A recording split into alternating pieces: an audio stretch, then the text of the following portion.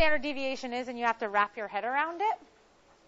However, you're probably only going to do this actual calculation here one time, okay? And then we'll let the calculator do it for us all of the time after that, okay? So I'm going to give you guys a sample of data. This is data from the hours of screen time. I'm just taking the first 8 pieces of data and pretending like I only collected those, okay? So here are 8 pieces of data. Oops. So 2, 10, 6, 2, 11, 5, 3, and 3. Okay? So in order to calculate what we call the standard deviation, you are going to take this data set, and the first thing you're going to do is you're going to calculate the mean, which is the average, right? The average is going to be the same for the entire set of data. So actually, let's do that right now. Okay, go ahead, calculate the average of. Okay, so our average or our mean is 5.25. That's not going to change for the whole set of data. It's not like, oh, this piece of data has a different average. They were part of one set that has one average. So the average for this entire set of data is going to be 5.25.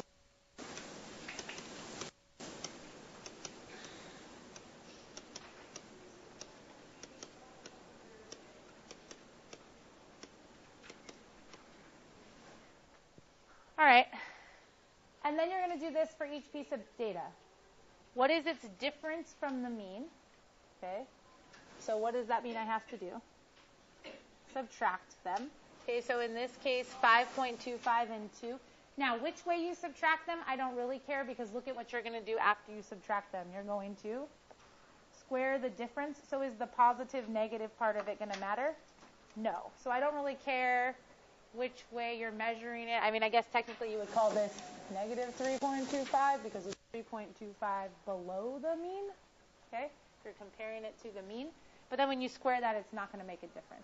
So you're going to do this for each piece of data, and then you're going to come up with the sum, and then we'll go from there. So take a couple minutes in your group. We have to do everything pretty efficiently today.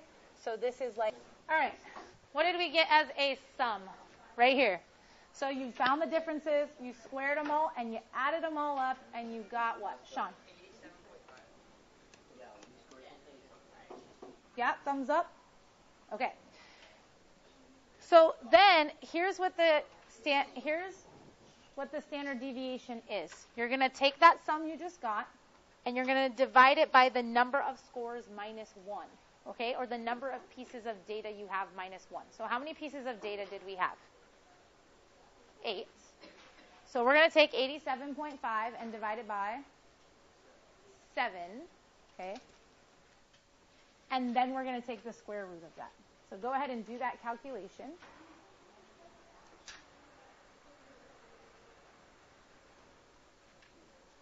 And tell me what you get.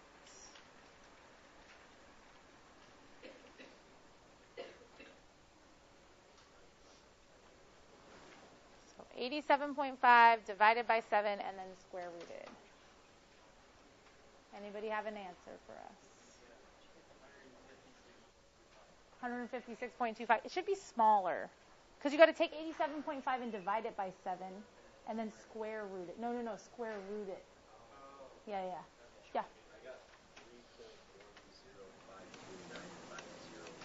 Let's go 3.1. Good. 3.1? Yay? Nay? No. 3.5. I'm breaking out my calculator, people. I don't trust you people anymore.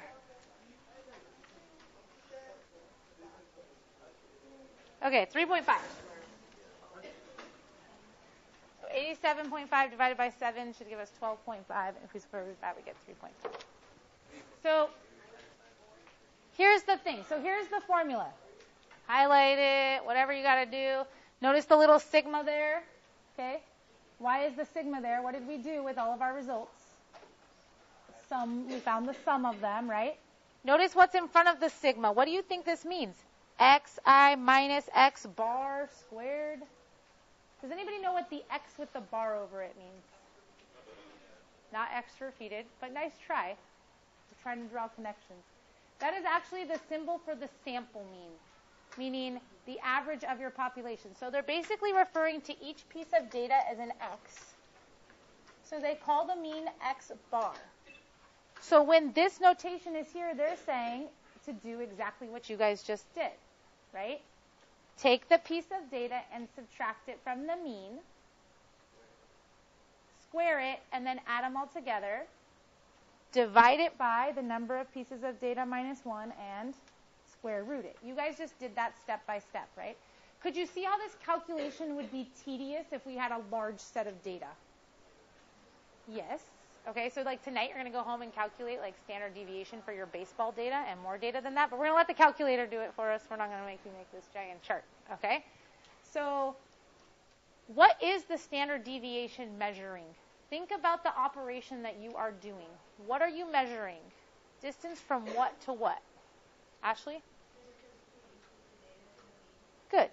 You're measuring how far data is from the average, right? Yeah, you're doing some other things, but in mathematics, so your initial thing was how far is it? Sometimes we square things because when you square something, it makes like the distance bigger if it's more than 1 already. So that gives us mathematicians kind of like a margin of error or something like that. Like this one's this big. If I square it, I'm working with like the worst case scenario. Like I'm trying to make it worse than it was so I can have confidence that if it turns out a certain way, I did the worst case and it still turned out that way. Like, that's probably a good conclusion to draw. Okay? So standard deviation, is it a measure of center or a measure of spread of the data? Spread, because we're measuring how far things are away from what we're calling average in that data set.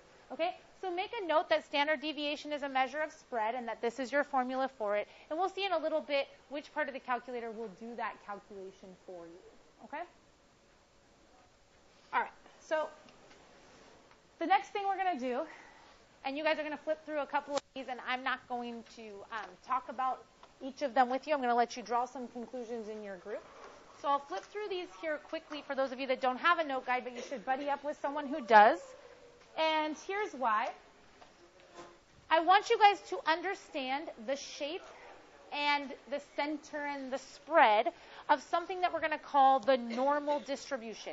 When you read data studies and stuff like this, they say, oh, it was normally distributed. What does it mean, right? I don't know. Okay, let's figure it out. So there's a bunch of cases here of something they call normal and something that's not. So this is normal, this is not. Okay? This is normal, this is not. Okay? Normal, not. Okay? And you guys have all of these in your note guide. Normal, not normal, normal, not normal. This one's my favorite because it shows you a box and whisker plot with the histogram, which I think helps us solidify how all these things are connected a little bit. Normal, not normal. Okay?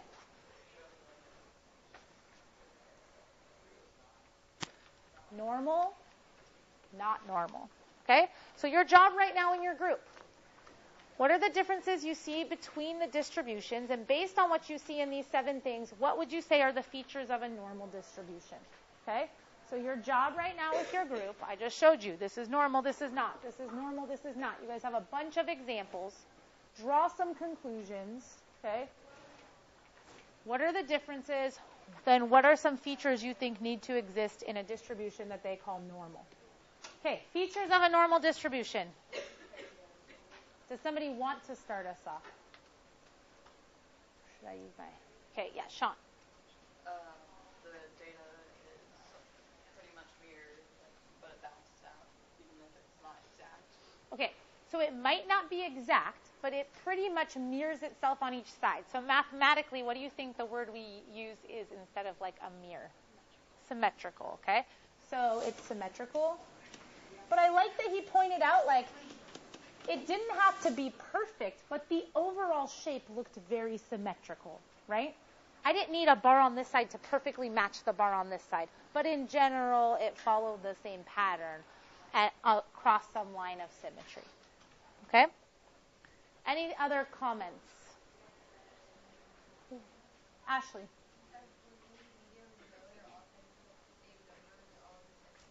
Oh, very good.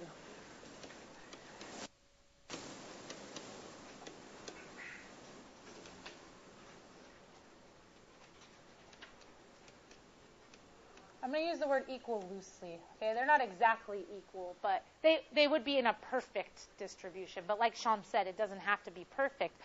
But the mean, median, and mode kind of all end up in the same place. Where was the highest bar in the histograms that went with things that were normal? The highest bar was in one place, and it was just in one place, right? So like something like this is symmetrical, but is that normal? Not based on what we saw. They showed us some pictures of some stuff like this that's not normal. So it is symmetrical. So this is an important thing to have in there, that the mean, the median, and the mode are kind of all in one place. Because here you have two modes. They call that bimodal sometimes, right? You would have two places that it peaks. Okay?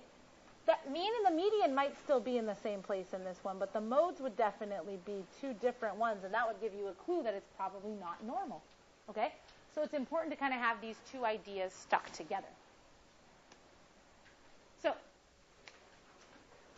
here is, okay, examples of 3 normal distributions. Do they meet what you guys said? Do they look symmetrical, that the mean, median, and mode would be in the same place, okay, for each curve independently? So then what they said is, these are normal distributions that had the same mean, but they had different standard deviations. So this one had a standard deviation of 0.5. This one had a standard deviation of 1. And this one had a standard deviation of 0.25. Okay? So in your group, take a look at that and answer this question. How does changing the standard deviation affect the curve? And why does it have that effect? Okay, who has a good statement about this? Okay, how does changing the standard deviation affect the normal curve, and why would it have that effect? I see Michelle and I see Lauren, and they both have given me strong statements about some other things today, and I am thankful for that. Because when you ask a question, it's nice to have people answer, but you had time to discuss with your groups, okay? So I would like to hear from some other people, okay? How does changing the standard deviation affect the curve, and why does it have that effect? Okay, so I'm going to do this. I'm going to give you guys 30 more. Okay, Nathan.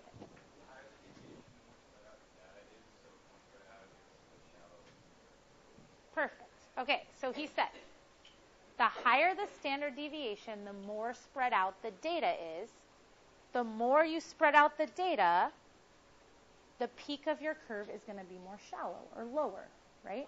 And so you're going to have things like this, okay, where things aren't as drastically different because you can't have as many right there in the middle if stuff is more spread out from the data, right? Okay, well said. All right, so here is, can I change this? Does everybody have something to write down about that? Okay, so the next thing you guys can talk about, okay, these are all normal distributions with a different mean but the same standard deviation. Okay, so they all have a standard deviation of 0.25, like you saw on the last graph in that one. This one has a mean of 1, this one has a mean of 2, this one has a mean of 3, okay? So quickly formulate in your groups, and someone different than Michelle, Lauren, or Nathan, or Ashley, because she's told me a lot of stuff today too, or Sean, because he told me a lot of stuff today too, is going to have to come up with a statement for us about how the changing the mean affects the normal curve and why it has that effect. Okay, who's got a nice statement for me about how the mean, changing the mean affects the normal curve? Why would it have that effect? Andrew.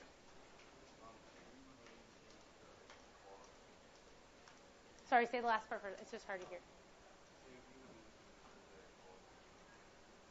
Okay, so where most of the data is. So changing the mean changes that. Perfect, okay?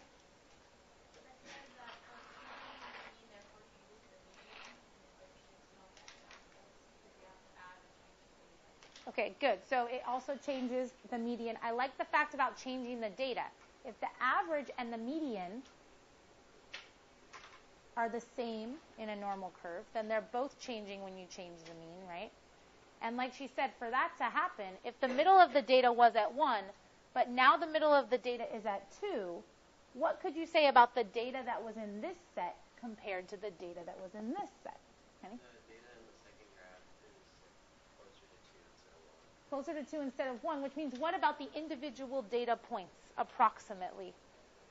They're all greater by about how much, probably? 1, right? If I was at 1 and now I'm at 2, they're probably all greater by that unit that's making the average around 2 instead of around 1, okay? So that mean kind of causes a translation, right, like you see. And it's important, like you said, you see it graphically, but that also means all the data pieces, you could turn this into this if you took the same data you had that had a mean of 1. If you added 1 to every single piece of data, you would now have the same spread, right? Because the data didn't get more spread out. You added 1 to every piece of data, so they're just as close to each other as they were. But now the average would be higher because all the data would be 1 unit higher. The average would be about 1 unit higher, okay? All right. So let's see what's on here next. All right, so some data is not normal, like you guys saw, right? And so sometimes, this isn't in your note guide, so I need you guys to add it to it. I know, I'm sorry. Bad teacher. I know. Bad. Stall, okay? All right, so it's not in your note guide. Those of you still looking for it, you're not going to find it. You can flip through every page. You can. I made the note guide. I'm telling you, it's not in there. See, add to your notes, giant capital letters, okay? It's not in there, all right? You can hope and wish. It's not going to happen. Okay, so when things are not normally distributed, there are some languages, some terms that we use. Remember how I showed you guys the one with 2 maximums, and I said that would be called like bimodal because you have like 2 modes, right? So oftentimes when it's similar to a normal curve, but it's kind of missing the other part of the symmetry, right? It's still curved in a certain way. We call it skewed. Okay. It might seem kind of backwards. To me, I always have to wrap my head around it. The words aren't the words I would want to use when I use it. So this is positively skewed or skewed to the right. Okay? I know that most of the data is on the left, but they're saying like the arm is going out more on the right. Okay? The little like tentacle. Okay? Yeah. I'm sure you'll remember that. Not because of the math, but because I just said the word tentacle. Okay. So negatively skewed, okay, or skewed to the left looks like this.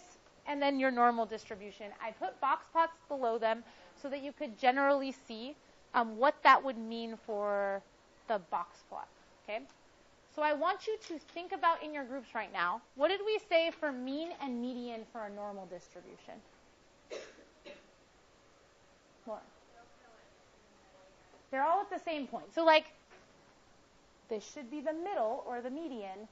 The average should also fall there because we kind of have data equally spread, equal amounts of it on each side, which makes the average stay in the middle.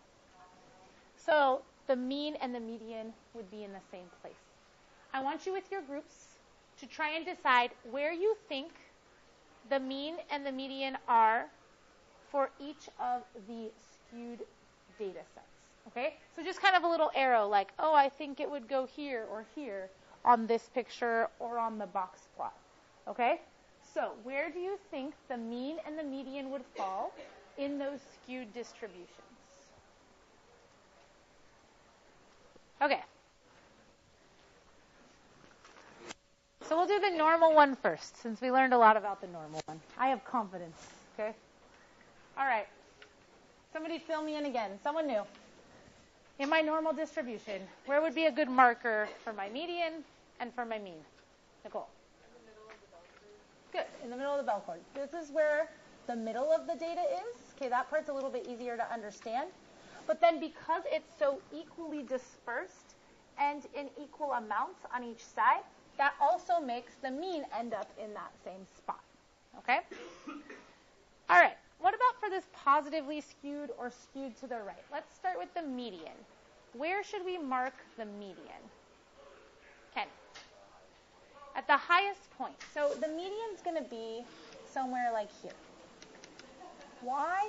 Because even though it doesn't appear to go as far to the left, the curve is higher on the left, right? There's more bars here reaching higher marks. That means lots of data on the left, but just in a small space. The data on the right has smaller things that are further away, which is making this little tail come out here like this. Okay, tentacle, tail. We're going to use all these kinds of things today. I know. Okay, that is making that data come out like this. So what implication does that have for the mean? For the average of the data set, where is it now? Any idea? Savannah?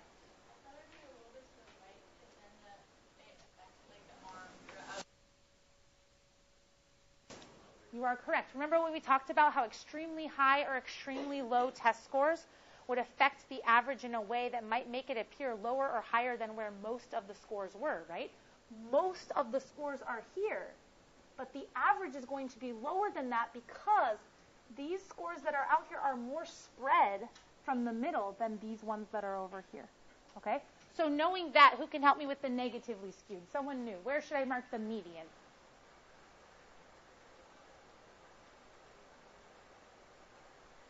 Yeah, Albert. Good. Okay. That's where like our median should be, the middle of the data. There's just as much data over here as there is over here. It's just spread out over here, right? And so what implications is that going to have for my mean or my average? Andrew. Good. It's going to be to the left. So now do you guys get what I was saying, why I like to look at the median, not the mean, or both of them together to get an understanding of test scores. So I actually want you to look at the